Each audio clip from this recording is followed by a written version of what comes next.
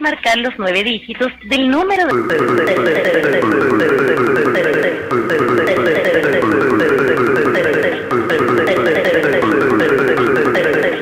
Debes marcar los 9 dígitos del número